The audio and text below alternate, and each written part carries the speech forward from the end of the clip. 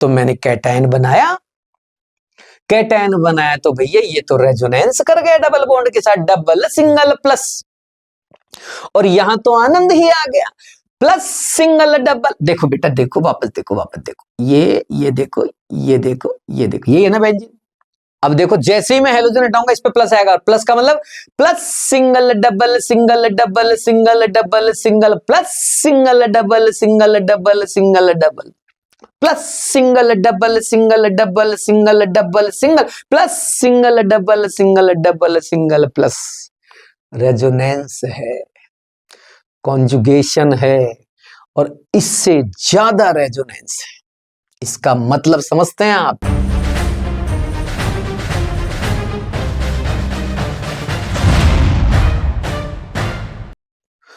Hello students, next question मैं लेके आया हूं न्यूक्लियोफिलिक सब्स्टिट्यूशन रिएक्शन से, जिसमें आप SN1, SN2, SNI, SNAR जैसी कई रिएक्शंस पढ़ते हैं।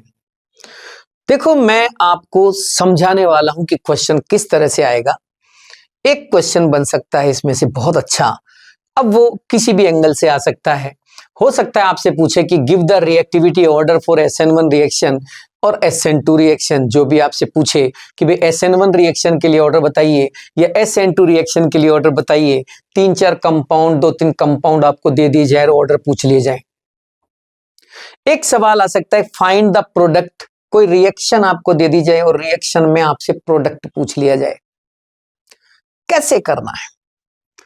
इन सवालों के जवाब देने से पहले मैं आपको मैकेनिज्म पे थोड़ा सा आपको समझा देता हूं। ध्यान रखें, पूरा मैकेनिज्म अब नहीं समझाऊंगा, लेकिन जो जरूरी है वो समझाऊंगा। देखिए सब बच्चे बोर्ड पर, देखो 2 तरह की रिएक्शन होती है न्यूक्लियोफिलिक सब्स्टिट्यूशन में मोस्टली, जिनमें से एक को हम SN1 कह देते हैं और एक को हम SN2।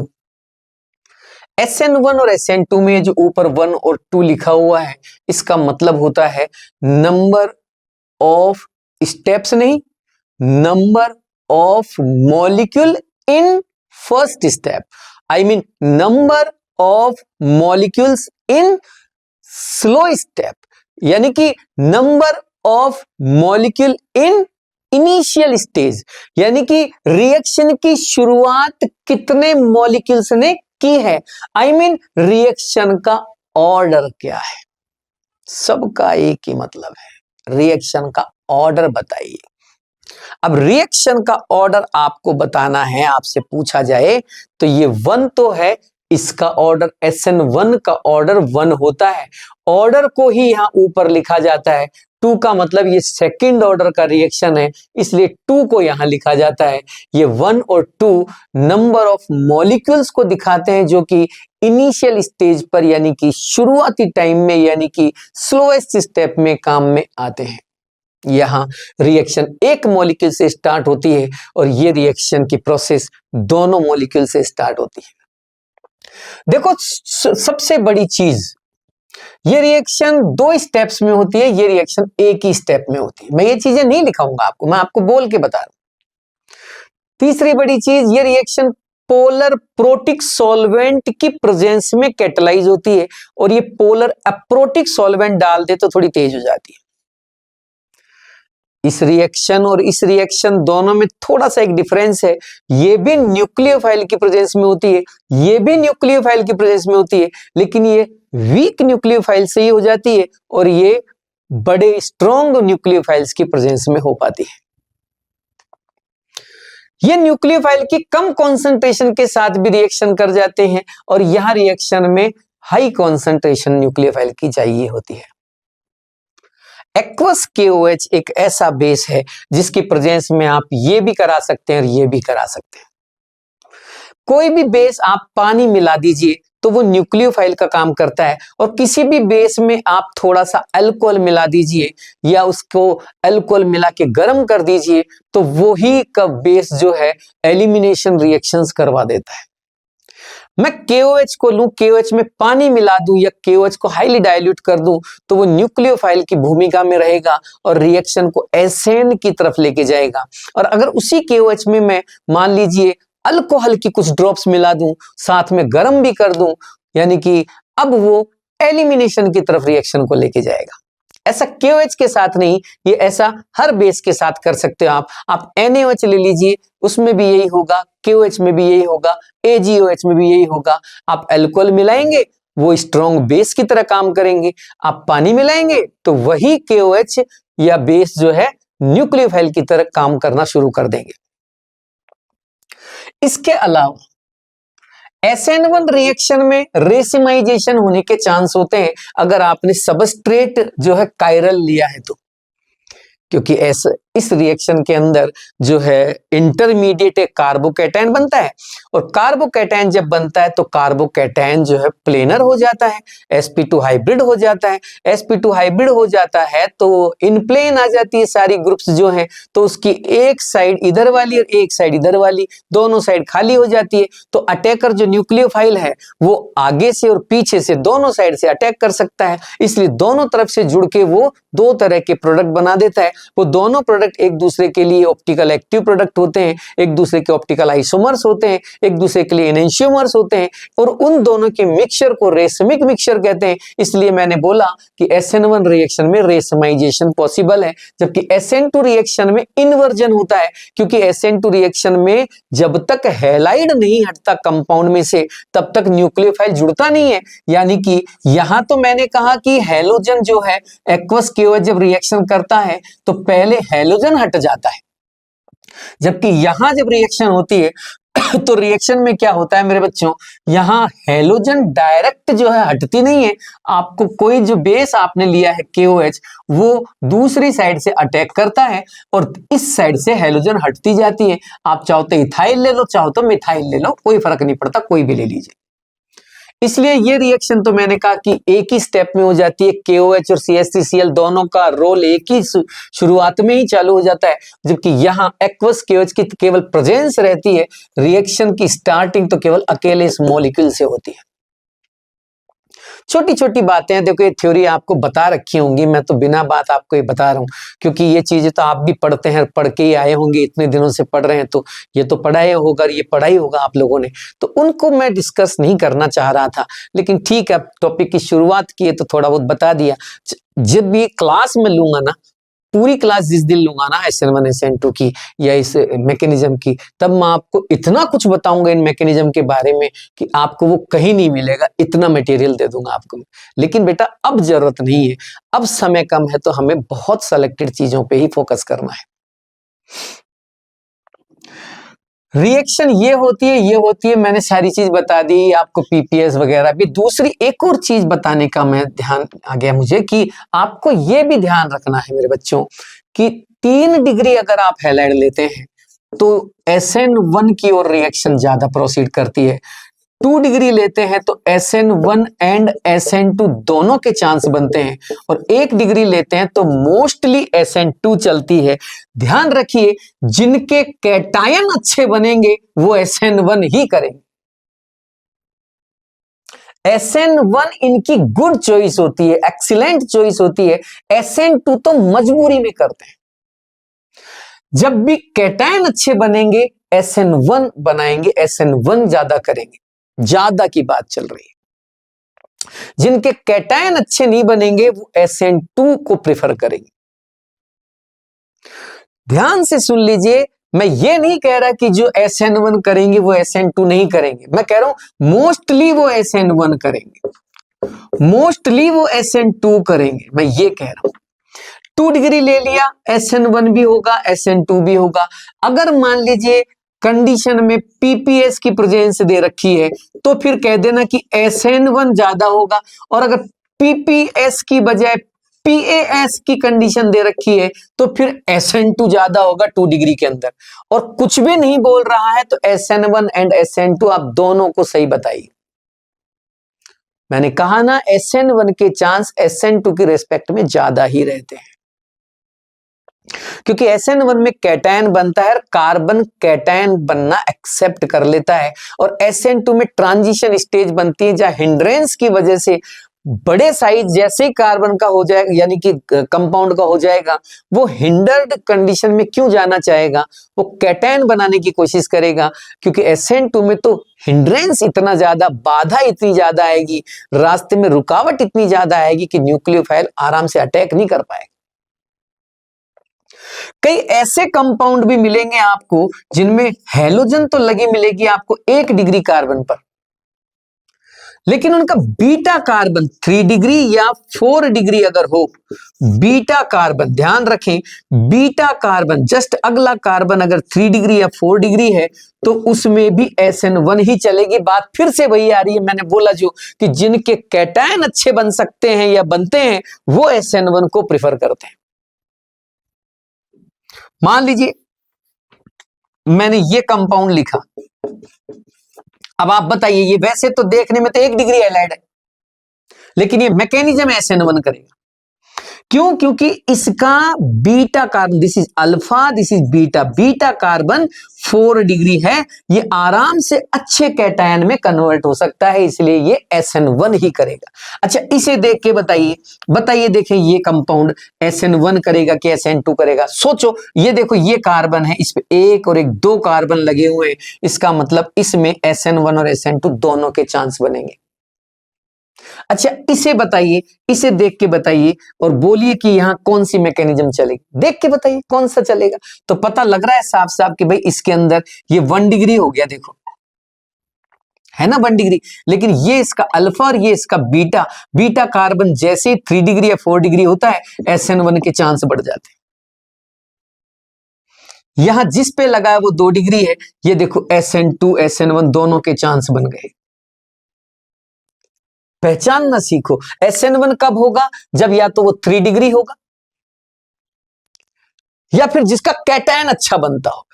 ये 1 डिग्री होने के बाद भी SN1 प्रोसीड करेगा, ये 1 डिग्री होने के बाद भी SN1 ही करेगा, ये 1 डिग्री होने के बाद भी SN1 करेगा, और 2 डिग्री होने के बाद भी SN1 SN2 दोनों कर सकते हैं। अब इसे देखिए, जैसे ये हैलाइड है, ये 2 डिग्री हैलाइड है, लेकिन ये अल्फा कार्बन, ये बीटा कार्बन, अब बताओ ये केवल SN1 से ज्यादा रिएक्शन करने की कोशिश करेगा, बीटा कार्बन आ गया इसका 3 डिग्री या 4 डिग्री।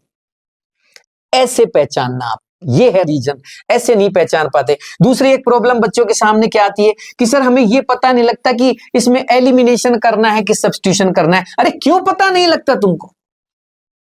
क्यों पता नहीं लगता तुमको? मैं बताता हूं तुमको कैसे पता करना है। मान लो आपको दे दिया जाए एक्वस KOH से रिएक्शन कराओ, तो जिससे रिएक्शन हो रही है उसको देखो, aqueous KOH, aqueous NaOH, aqueous Ag2OH, AgOH, कोई भी मतलब मोइस्ट Ag2O, कोई भी चीज ऐसा कोई बेस आपको दे दिया जाए तो सीधा सीधा पहचानना, 3 degree SN1, 1 degree SN2, 2 degree SN1 भी SN2 भी, 1 डिग्री में SN1 सबसे कम, 3 डिग्री में SN2 सबसे कम।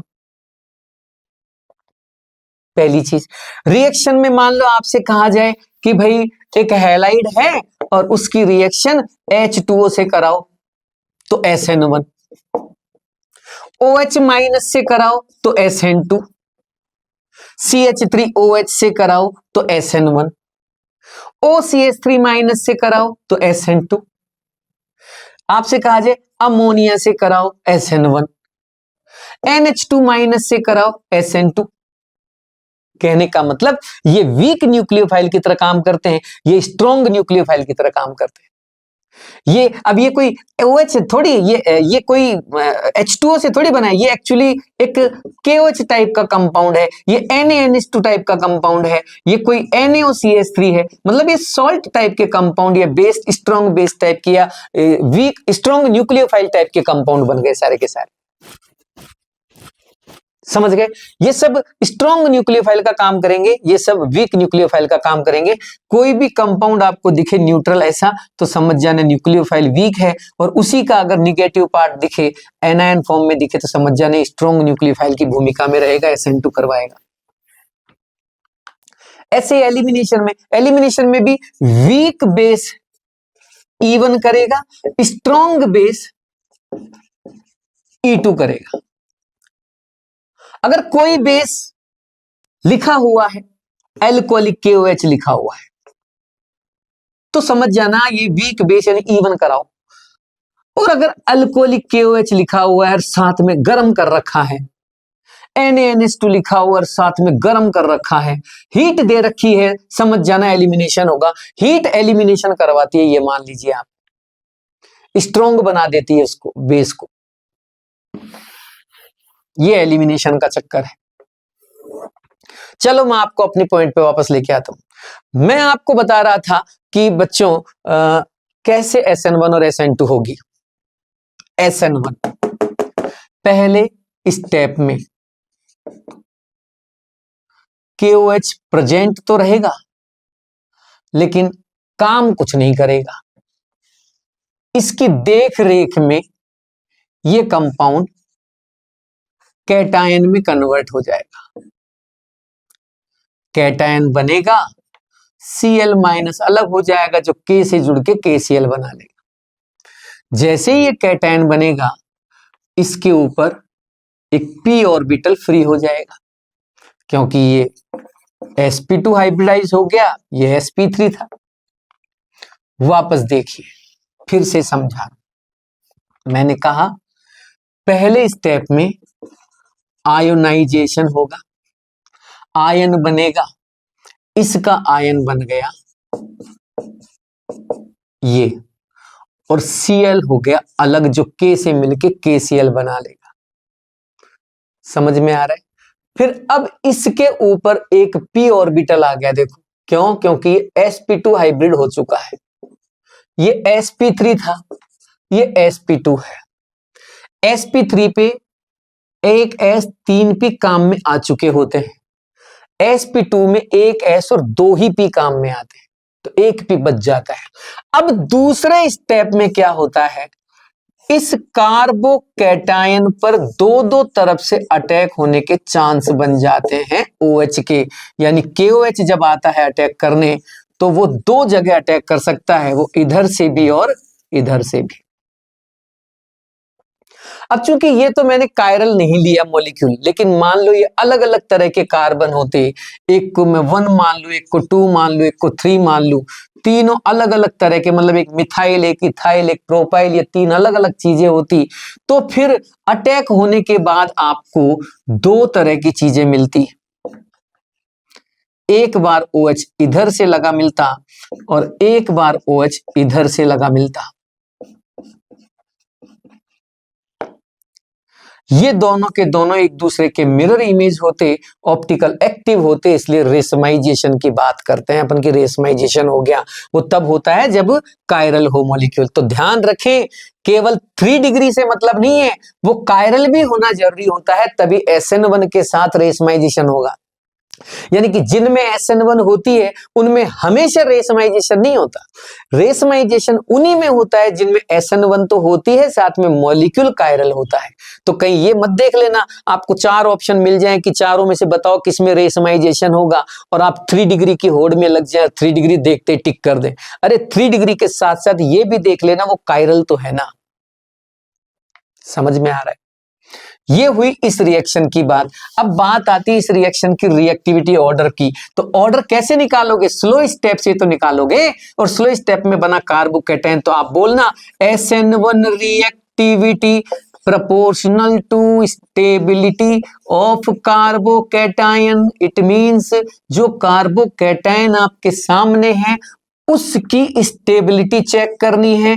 जितने ज्यादा पॉजिटिव होंगे उतना स्टेबल होगा, जितने कम पॉजिटिव होंगे उतना कम स्टेबल होगा। नेगेटिव ग्रुप लगते ही SN1 की टेंडेंसी को कम कर देगा। आ रही समझ में? ये तो है SN1 की कहानी। अब आइए SN2। SN2 में क्या होता है? वो मॉलिक्यूल जो कैटायन नहीं बना पाते, वो जब KOH से रिएक्शन करते हैं तो भैया डायरेक्ट मना कर देते हैं, भैया ऐसा है हम कैटायन नहीं बनाएंगे भाई साहब, क्योंकि हमारा कैटायन अच्छा नहीं बनेगा, हम छोटे हैं। तो KOH बोला तो मैं क्या करूं? कुछ नहीं, आप ऐसे करो, आप जो है जैसे जैसे मैं Cl को छोड़ता जाऊंगा वैसे वैसे आप KOH को बेचते जाना भाई साहब, जब तो मैं आपसे रिएक्शन कर लूंगा कि भाई ऐसे कैसे। उसने तो आपके उधर जो बड़े भैया थे उन्होंने तो कहा था कि हम पहले कैटायन बनाएंगे, हम पहले आयोनाइज होंगे, तुम नहीं होंगे क्या ऐसे? नहीं भैया हम ऐसे नहीं होंगे। वो तो बड़े भैया थे, उनके कैटायन अच्छे बन सकते थे, हमारा कैटायन अच्छा नहीं बनेगा, हम तो छोटे हैं ना, हमारे ऊपर अगर प्लस आ गया तो कौन संभालेगा उसको। वहां तो हाइपर कॉन्जुगेशन था, वहां तो अल्फा एच ज्यादा थी, साइज बड़ा था, प्लस आई इफेक्ट ज्यादा था, इसलिए स्टेबल हो गया। हमको स्टेबल कौन करेगा, हमारे पास तो छोटी छोटी सी एच लगी हुई है चारों तरफ। तो फिर क्या करे भैया, ऐसा है भैया, एक तरफ से Cl छोड़ते जाएंगे, दूसरी तरफ से KOH लगता जाएगा। और यही हुआ, एग्रीमेंट साइन कर लिया दोनों ने कि भाई ठीक है, जैसा भैया कह रहे हैं वैसे करो, एक तरफ से Cl निकालते जाओ और ऊपर से दूसरी तरफ से OH का अटैक कराते जाओ। इस वजह से SN2 रिएक्शन के अंदर एक साइड से Cl निकलता है और दूसरी साइड से ही न्यूक्लियोफाइल का अटैक ज्यादा होता है, और इस प्रोसेस को कहते हैं इन्वर्जन। कॉन्फ़िगरेशन चेंज हो जाता है, जबकि यहां क्या होता है, इसमें इन्वर्जन भी होता है, यानी कि पीछे से भी अटैक होता है, और रिटेंशन भी होता है, यानी कि सामने से भी अटैक होता है। हाँ, ये अलग बात है कि ज्यादातर काम जो है इन्वर्जन से ही होता है, इन्वर्जन के चांस रिटेंशन से थोड़े ज्यादा रहते हैं। यहां इन्वर्जन ही ज्यादा होता है, यानी इन्वर्जन ही रहता है, क्योंकि Cl तो हटता नहीं है जब तक कि KOH ना आ जाए। तो एक तरफ से Cl का हटना और एक तरफ से OH का लगना, ये जब दोनों काम हो रहे होते हैं उस टाइम कुछ पल के लिए ये कार्बन देखो sp2 हाइब्रिडाइज हो जाता है, इस पे 1 2 3 4 5 वैलेंसी आ जाती है, ये पेंटावैलेंटिक हो जाता है, जबकि ये ट्राइवैलेंटिक था। ये भी sp2 ये भी sp2, लेकिन ये दो जो वैलेंसी है वो फॉल्स वैलेंसी है, वो हाइपोथेटिकल वैलेंसी है, वो बहुत वीक वैलेंसी है, इसलिए हाइब्रिडाइजेशन में 3 से ही हाइब्रिडाइजेशन निकाला जाता है sp2। इसी वजह से ये अनस्टेबल रहता है, हाईली अनस्टेबल। देखो ये तो कार्बोकैटायन इंटरमीडिएट है, ये फिर भी इससे ज्यादा स्टेबल होता है, ये अनस्टेबल होता है, इसको ट्रांजिशन स्टेज कहते हैं। ये इतना अनस्टेबल होता है कि कंपाउंड इसमें जाना मजबूरी की वजह से जाता है, जाना ही नहीं चाहता। तभी तो मैंने बोला कि जब कोई रिएक्शन होती है SN1 SN2 तो SN1 करने की कोशिश ज्यादा होती है कंपाउंड की, सबस्ट्रेट की, लेकिन मजबूरी है कि अगर उसका कैटायन अच्छा नहीं बनता तो फिर वो SN2 करने की कोशिश करता है। SN2 से प्रोडक्शन भी बहुत अच्छे नहीं बनते, जितने SN1 से प्रोडक्शन होते हैं उतने अच्छे प्रोडक्शन SN2 से नहीं होते। पेंटावैलेंटिक है। अब थोड़ी देर बाद क्या होगा, इसी स्टेप में, इसी क्रम में, इसी ऑर्डर में Cl हट जाएगा, OH जुड़ जाएगा, Cl और K मिलके KCl बना लेंगे और कंपाउंड में इन्वर्जन हो गया। देखो किधर से Cl हटा था और किधर OH जुड़ा है। Cl आगे से हटा था, OH पीछे साइड से जुड़ा हुआ है, इसलिए इसको कहते हैं SN2। दोनों मॉलिक्यूल एक साथ प्रोसेस करते हैं तब जाके ये बनता है। तो इसका मतलब इसमें रेशमाइजेशन का तो कोई चांस ही नहीं। अब बात ये आती है कि फिर अब करना क्या है, कुछ नहीं, अब इसकी रिएक्टिविटी की बात करते हैं। तो रिएक्टिविटी तो जो बीच में बनता है उसी पे डिपेंड करती है ना। जैसे यहां बीच में कौन बन रहा था, कार्बोकैटायन, इसलिए SN1 रिएक्टिविटी कार्बोकैटायन की स्टेबिलिटी पे डिपेंड थी, और यहां बीच में कौन बन रहा है, एक TS, इसलिए SN2 reactivity stability of transition stage पे डिपेंड करेगी। स्टेबिलिटी ऑफ ट्रांजिशन स्टेज गुरुजी देखनी कैसे है।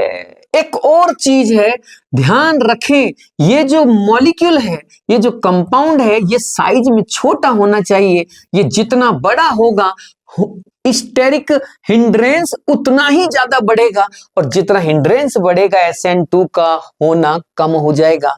इट मींस SN2 रिएक्टिविटी छोटे मॉलिक्यूल्स में जिनके TS अच्छे बनते हैं, स्टेबल बनते हैं, उन्हीं में ज्यादा हो सकती है। बड़े मॉलिक्यूल्स में SN2 क्यों होगी? वो तो SN1 करना चाहेंगे ना।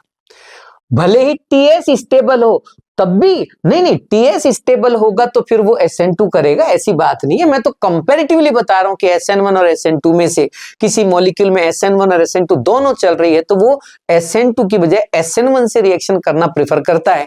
SN2 तो एक कंडीशन है कि भाई आपने पोलर अप्रोटिक सॉल्वेंट ज्यादा डाल दिया, आयोनाइजेशन को रोकने के आपने पूरे बंदोबस्त कर दिए, आयन बन ही नहीं पा रहा, आयोनाइजेशन हो ही नहीं पा रहा, तो फिर वो मजबूरी में SN2 करेगा, वो एक अलग चीज है। अब बात ये आती है कि हमें उनमें करना क्या है सर। सीधी सी बात, अब काम की बात सुनो आप। ये तो आपने तुम्हारे स्कूलों में भी खूब पढ़ा होगा, तुमको खूब पढ़ाया होगा, खूब अच्छे अच्छे लोग पढ़ाते हैं आजकल, तो सबने बढ़िया दिखाया होगा, सबने अच्छा समझाया होगा। अब समझने की बात यह है कि जब भी SN1 रिएक्टिविटी का क्वेश्चन पूछा जाए, मैं हटा रहा हूं, देखो अब पूरी अपने मुद्दे की बात पे आ रहे हैं बबन। जब भी SN1 रिएक्टिविटी का ऑर्डर पूछा जाए, आपको सबस्ट्रेट में से हैलोजन हटानी है और हैलोजन की जगह कार्बन पे प्लस लगाना है, और कार्बन पे प्लस लगाने के बाद उस कार्बोकैटायन की स्टेबिलिटी के हालचाल देखने हैं और अपना आंसर देना है। जब भी SN2 का ऑर्डर पूछे तो पहले तो ये देखना कि कहीं डिग्री तो अलग अलग नहीं है, कोई 1 डिग्री, कोई 2 डिग्री, कोई 3 डिग्री, डिग्री अलग अलग होगी तब तो हिंड्रेंस से जवाब देना, हिंड्रेंस, स्टेरिक हिंड्रेंस से जवाब देना। डिग्री अलग अलग होती है तो हिंड्रेंस क्रिएट होता है, जितनी ज्यादा डिग्री उतना ज्यादा हिंड्रेंस, जितना ज्यादा हिंड्रेंस उतनी कम रिएक्टिविटी। अगर 1 डिग्री, 2 डिग्री, 3 डिग्री, 3 तरह के हैलाइड दे रखे हैं तो SN2 1 डिग्री में ज्यादा होगा क्योंकि उसमें हिंड्रेंस कम होगा। जब आपको लगे कि नहीं नहीं जो जो दे रखे हैं उनमें सबकी डिग्री सेम है, हिंड्रेंस नहीं लग रहा, तो फिर आप देखें stability of transition stage. Maximum बालक ट्रांजिशन स्टेज की स्टेबिलिटी चेक नहीं कर पाता, उसे ये समझ नहीं आता कि चलो कैटायन की स्टेबिलिटी तो हम चेक कर लेंगे, लेकिन ये ट्रांजिशन स्टेज की स्टेबिलिटी कैसे चेक की जाती है सर। आज मैं आपको सिखाऊंगा कि ट्रांजिशन स्टेज की स्टेबिलिटी कैसे चेक करते हैं। मेरा पहला सवाल जो इस बार के लिए इंपॉर्टेंट है, ध्यान रखें, SN1 SN2 रिएक्टिविटी से क्वेश्चन आने का चांस 99% है। इस बार सवाल में दोनों ऑर्डर चाहिए इसको, SN1 का भी और SN2 का भी। क्वेश्चन है, give the reactivity order of SN1 and SN2 for following compound. SN1 reactivity के लिए मैंने क्या बोला था, सबका हैलोजन हटाओ और हैलोजन हटा के उस कार्बन पे प्लस लगा के देखो इस कार्बन पे, और चेक करो कि किसका कैटायन ज्यादा स्टेबल है। जिसका कैटायन सबसे ज्यादा स्टेबल होगा उसी की रिएक्टिविटी सबसे ज्यादा होगी, जिसका कैटायन अच्छा नहीं बनेगा उसकी SN1 रिएक्टिविटी कम हो जाएगी मेरा बालक। SN2 रिएक्टिविटी के लिए मैंने बोला था कि सबसे पहले तो चेक करो कहीं डिग्री तो अलग अलग नहीं है। हाँ सर, डिग्री तो अलग अलग है, ये 3 डिग्री, ये 2 डिग्री, ये 1 डिग्री, ये और भी छोटा डिग्री है, यानी कि 0 डिग्री। उसे सुपर 1 डिग्री कहते हैं, वैसे कई जगह उसको सुपर 1 डिग्री कहते हैं। सबसे ज्यादा रिएक्टिविटी इसकी होगी जिसमें हिंड्रेंस सबसे कम है, जो साइज में सबसे छोटा है, जिसके चारों तरफ कम से कम रुकावट और बाधा होगी ताकि न्यूक्लियोफाइल आराम से अटैक कर सकेगा। मैं आपको बता दूं, सबसे शानदार इन्वर्जन SN2 मैकेनिज्म में CH3 में नजर आ सकता है, यानी मिथाइल क्लोराइड में नजर आता है। क्योंकि छोटे छोटे H लगे हुए हैं तो हिंड्रेंस के नाम पे कुछ नहीं है। तो सबसे छोटा ऑर्गेनिक कंपाउंड जिसमें इन्वर्जन बढ़िया से दिखे, वोल्डन इन्वर्जन जिसमें सबसे बढ़िया दिखे, अम्ब्रेला इन्वर्जन जिसमें सबसे बढ़िया दिखे, वो मिथाइल क्लोराइड है। पूछा जा सकता है। मेरा अगला सवाल, SN1 का ऑर्डर, SN2 का ऑर्डर। कॉन्सेप्ट नहीं बदलेगा, बार बार यही कॉन्सेप्ट बोल रहा हूं। SN1 का ऑर्डर देखना है तो हैलोजन को हटा के कैटायन बना लीजिए। कैटायन की रिएक्टिविटी स्टेबिलिटी से आप अपना आंसर दे सकते हैं SN1 का। तो मैंने कैटायन बनाया, कैटायन बनाया तो भैया ये तो रेजोनेंस कर गया डबल बॉन्ड के साथ, डबल सिंगल प्लस, और यहां तो आनंद ही आ गया, प्लस सिंगल डबल। देखो बेटा, देखो वापस देखो, वापस देखो, ये देखो, ये देखो, ये देखो, ये है ना बेंजीन।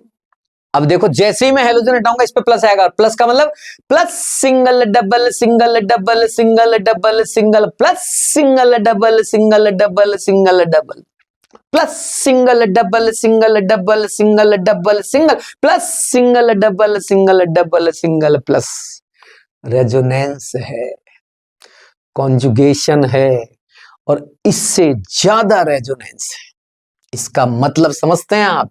इसका मतलब है कि ये कैटायन कम स्टेबल है, वो कैटायन ज्यादा स्टेबल है, सो SN1 रिएक्टिविटी उसी में ज्यादा होगी। ये तो हुआ SN1 का ऑर्डर।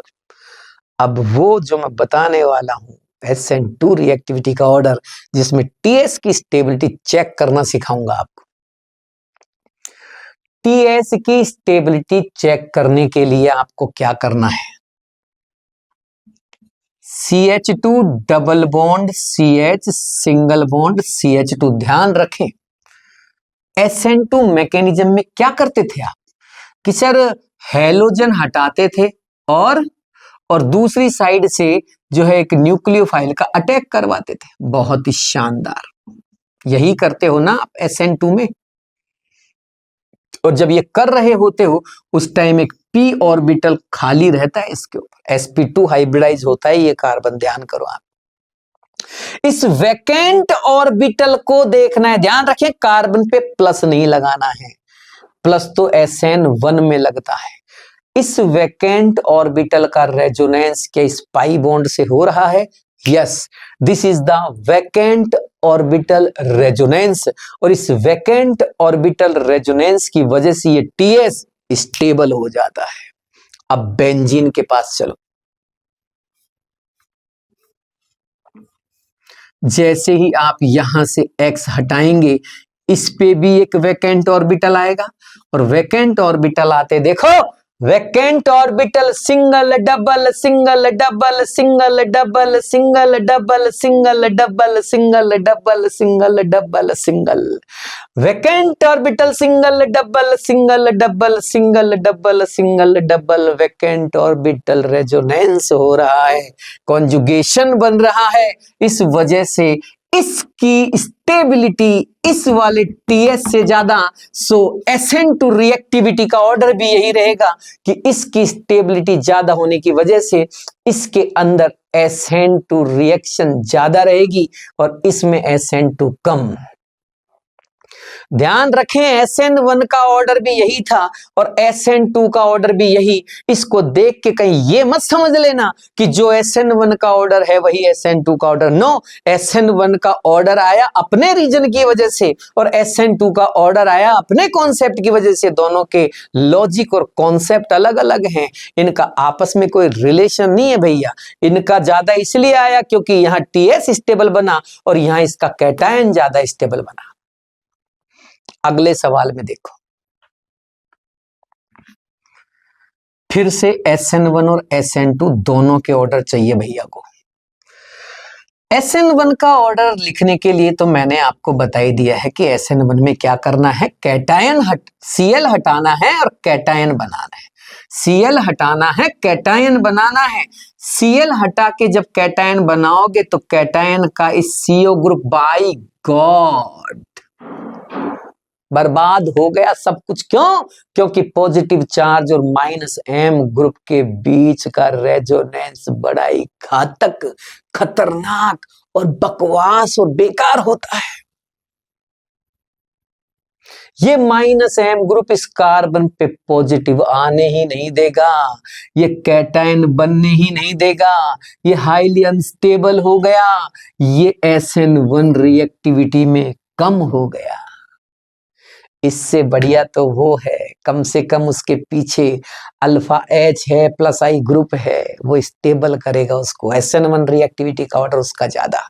आओ बेटा इधर, मैं SN2 का ऑर्डर बनाने के लिए इधर ले आता हूं इनको। ये गया CH3C डबल बॉन्ड OCH2, और इससे जब Cl निकालोगे तो इस पे वैकेंट ऑर्बिटल आएगा।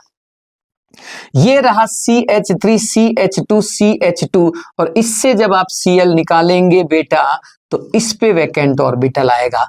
चेक करते हैं किसका TS स्टेबल है। Vacant orbital single double, double single, vacant orbital single double, conjugation हो गया भैया, रेजोनेंस हो गया भैया, स्टेबल हो गया। ये वो पॉजिटिव था इसलिए अनस्टेबल कर दिया था माइनस एम ग्रुप ने। ये वैकेंट ऑर्बिटल इसके साथ रेजोनेंस करेगा, VOR चलेगा, स्टेबिलिटी बढ़ेगी TS की। यहां तो ऐसा कोई रेजोनेंस नहीं। लो जी भैया, SN2 के ऑर्डर में अब ये ज्यादा हो गया और ये कम हो गया। इधर आइए, ये दोनों ही बर्बाद कंपाउंड है। क्यों? क्योंकि Cl निकलने के बाद इस पे प्लस आना भी बेकार है, क्योंकि पॉजिटिव चार्ज इस पे स्टेबल नहीं रहेगा। sp2 carbon minus I effect लगा के इसे अनस्टेबल करेगा, और इधर भी बर्बाद है। यहां और भी बुरा हाल है, इधर भी माइनस I, इधर भी माइनस I ग्रुप। क्यों? क्योंकि sp2 कार्बन माइनस I होता है। फिर दूसरी बात, रेजोनेंस की वजह से इसमें डबल बॉन्ड की प्रॉपर्टी आ जाएगी। ऐसा ही यहां भी रेजोनेंस की वजह से डबल बॉन्ड की प्रॉपर्टी है।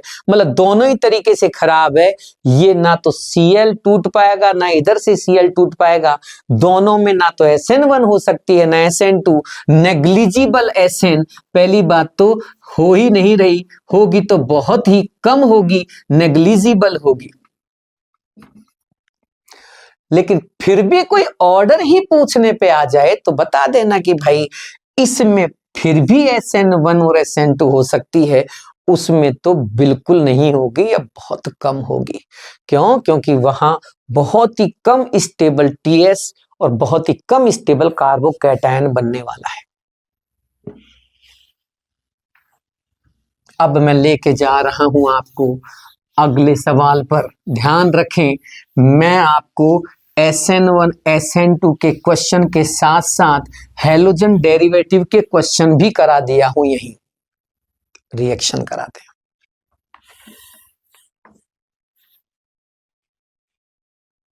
और एक तरीका और है,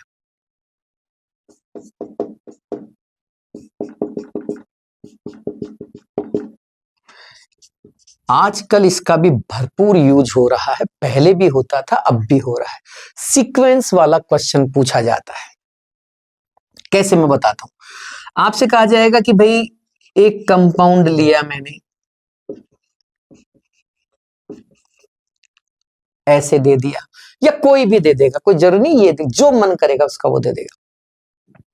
और कहा जाएगा कि भैया इसकी रिएक्शन मैंने कराई एक्वस KOH से, कोई A बना, कोई A बन गया, A कोई प्रोडक्ट बन गया, मतलब कोई प्रोडक्ट बन गया, और तो क्या। फिर मैंने उस A को कॉन्सेंट्रेट H2SO4 के साथ हीट कर दिया। वो इसको ऐसे भी लिख देता है कि H प्लस ऑब्लिक हीट, ऐसे लिख दे तो भी समझ जाना। तो वो B बन गया। मैंने उसके ऊपर HCl का एडिशन कर दिया, वो C बन गया। बहुत आते हैं सवाल, और पूछ रहा है कि product A, B, C are respectively, लो भैया, ये सवाल दे दिया उसने। ऐसे भी सवाल पूछे गए। इसके लिए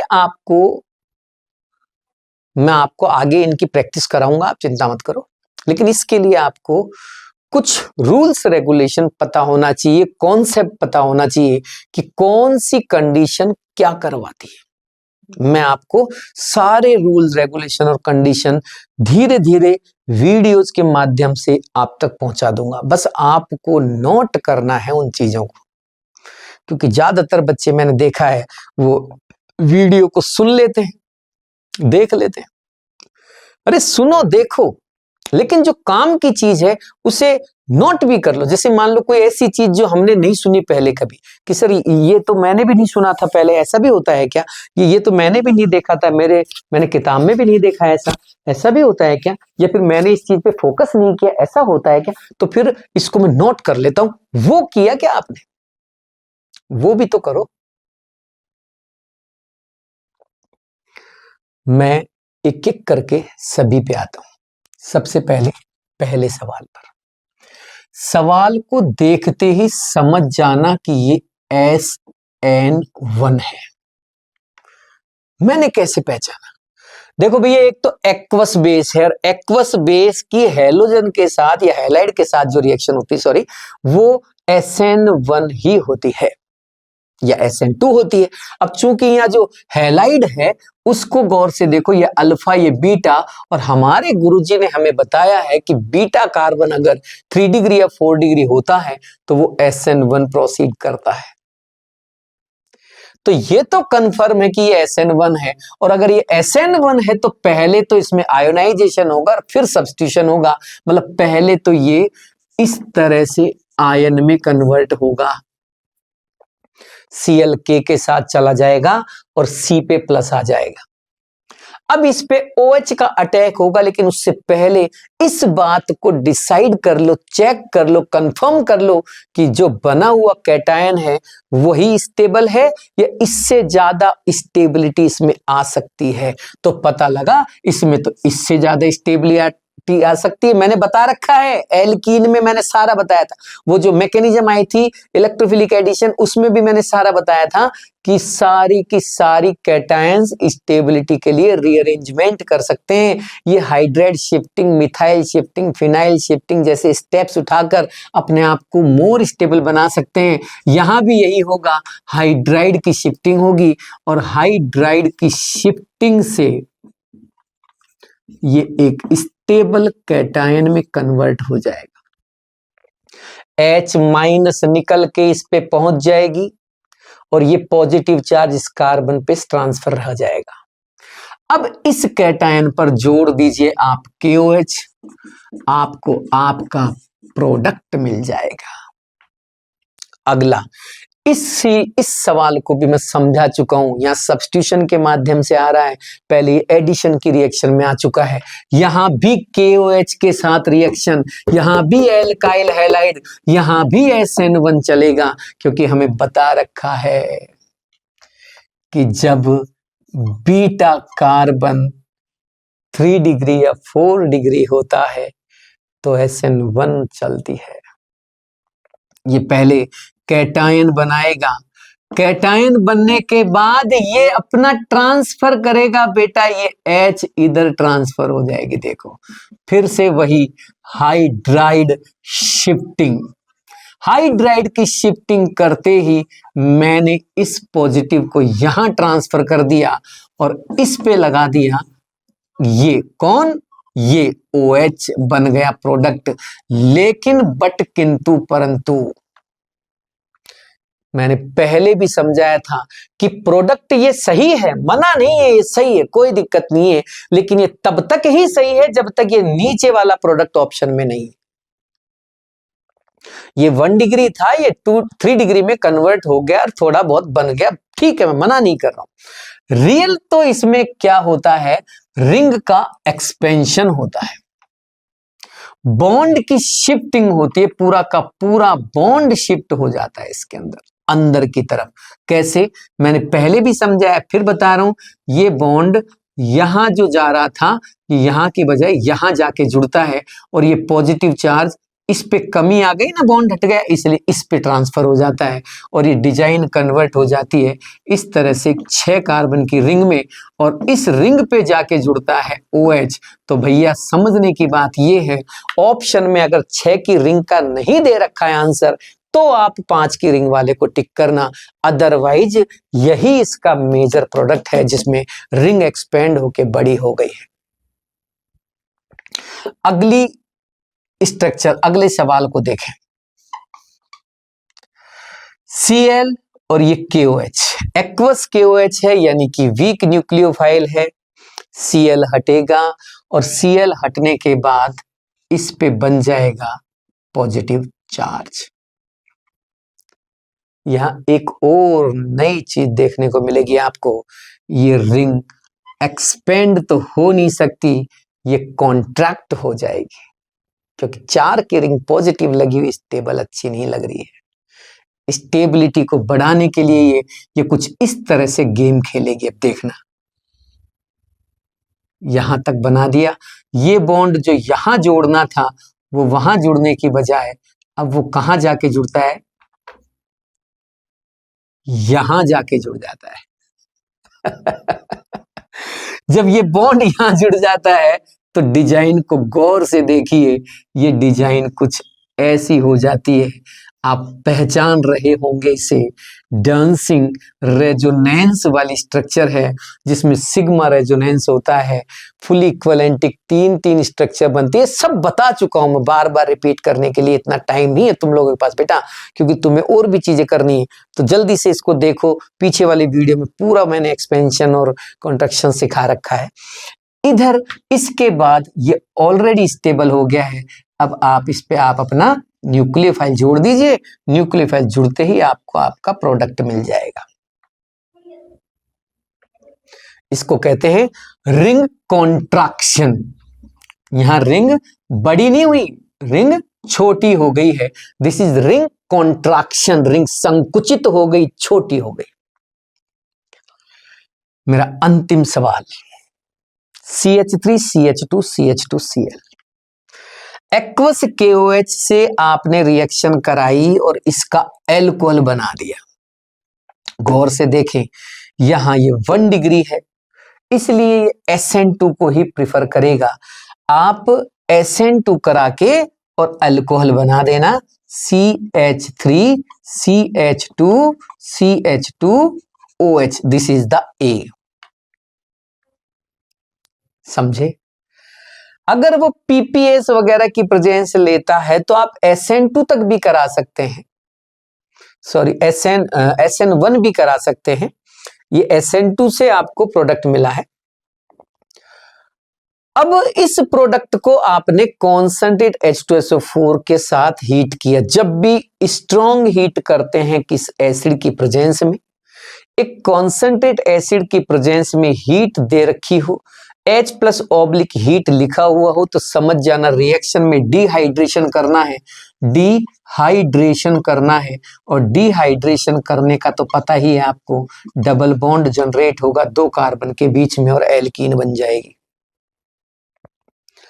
वापस सुन लीजिए, यहां इसमें SN2 मैकेनिज्म हुआ क्योंकि ये 1 डिग्री था, 1 डिग्री होने की वजह से SN2 के बाद मैंने इसमें KOH से OH लगा दिया, ये एल्कोहल बन गया। फिर इन कंडीशंस में मैंने डिहाइड्रेशन कर दिया, ये एल्कीन बन गया, एल्कोहल से एल्कीन बन गया, एल्कीन बनने के बाद HCl का मैंने एडिशन कर दिया, मार्कोनिकॉफ के रूल से ये कंपाउंड इसमें कन्वर्ट हो गया, दिस इज द C।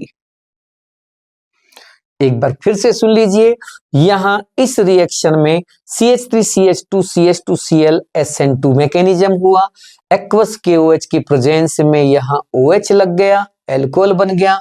तो A तो हो गया CH3 CH2 CH2OH, B बन गया CH3 CH double bond CH2 और C बन गया CH3 CH Cl CH3, क्योंकि यहां इलेक्ट्रोफिलिक एडिशन हो गया है, HCl जुड़ गया है इसके ऊपर। तो बच्चों ये रहे SN1 और SN2 का इंपॉर्टेंट सवाल, या तो वो ऑर्डर पूछेगा या फिर वो कोई एक रिएक्शन देके आपसे प्रोडक्ट पूछेगा। ज्यादा डेप्थ में नहीं जाना है आपको, बस जितना मैंने बताया उतने पे फोकस ज्यादा करें। सरफेसली SN1 SN2 के कॉन्सेप्ट को पढ़ के और थोड़े एक आध दो क्वेश्चन इसी टाइप के क्वेश्चन की एक दो प्रैक्टिस कर ले या इन्हीं को याद कर ले, आपका काम बन जाएगा, आप चिंता ना करें। Thank you.